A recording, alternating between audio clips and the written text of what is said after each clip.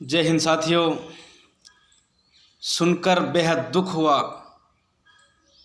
कि एक हाथरस में बहन मनीषा वाल्मीकि, जिनके साथ समाज के कुछ दरिंदों ने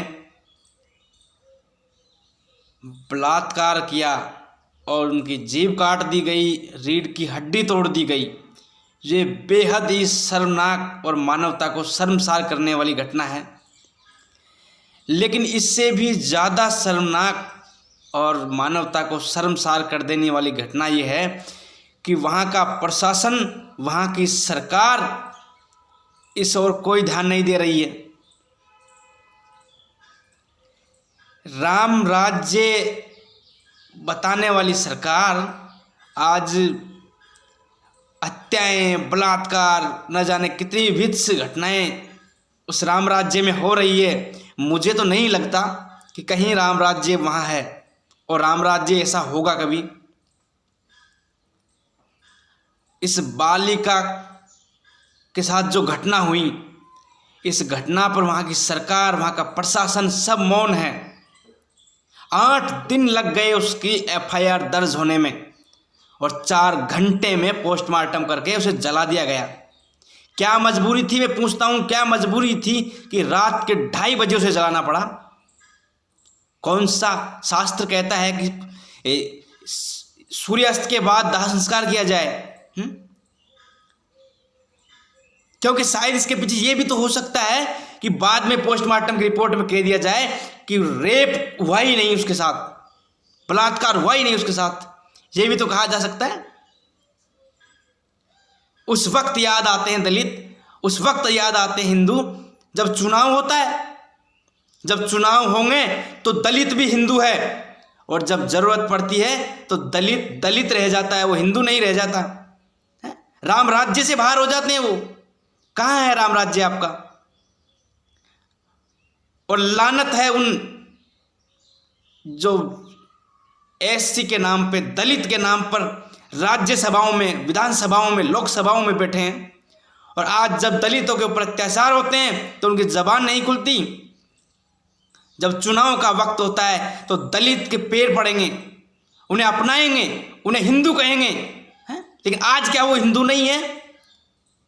निर्भया केस में जैसे फैसला हुआ, कीजिए ना फैसला, हैदराबाद में हुआ फैसला, मारिए गोली, चढ़ाइए फांसी। क्यों देखते हो कि किस समाज की बालिका है? जातिवाद की भेंट चढ़ा रहे हैं। साथियों, उत्तर प्रदेश की जो ढोंगी सरकार है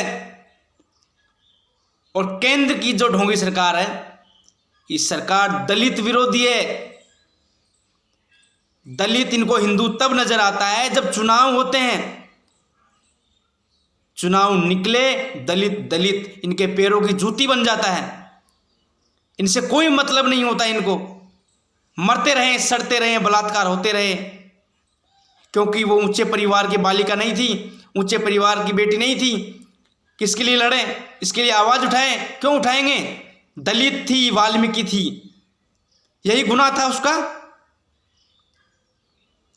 लानत है ऐसे राजनेताओं पर जिन्हें सिर्फ ये दलित अपनापन चुनाव के वक्त याद आता है, जब इनके ऊपर मुसीबतें आती है तो भूल जाते हैं। साथियों, मेरी आपसे विनम्र अपील है, इनके खिलाफ जाएं।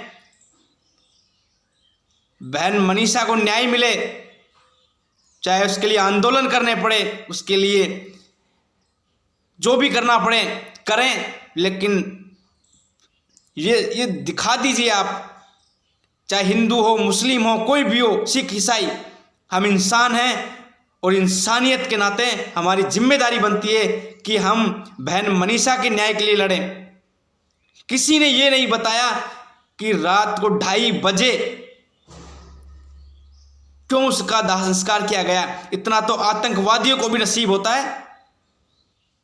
उसको घर तक नहीं ले जाने दिया, उसकी लाश को सीधा कब्र शमशान ले जाकर दाह संस्कार कर दिया।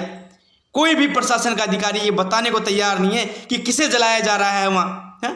शिनाख्त तक नहीं करवाई जाती। और कहाँ गए वो लोग जो बेटियों के नाम पे लड़ते थे? कहाँ गए वो दल, बजरंग दल, कौन कौन से दल, न जाने कितने दल। आज आवश्यकता है आपकी, आप हिंदू वाहिनी दल, कौन कौन से दल हैं, आप सबकी आवश्यकता है कि बहन मनीषा के लिए आवाज़ उठाएं आप, तब हम मानेंगे कि आपकी नज़र में मानवता से परे कोई चीज़ नहीं है। मैं इतनी अपील करूंगा साथियों कि आप सब साथ दें, उस परिवार की मदद करें और इस ढोंगी सरकार को, इस नीच सरकार को ये एहसास दिला दो